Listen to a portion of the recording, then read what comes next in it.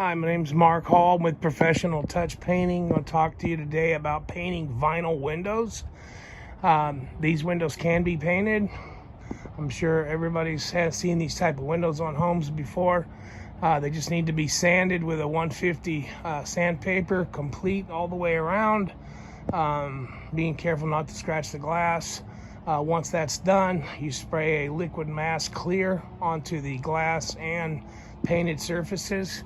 That's okay to do it like that because the sandpaper sanding lets that clear liquid mask 3M product attach itself to the vinyl windows.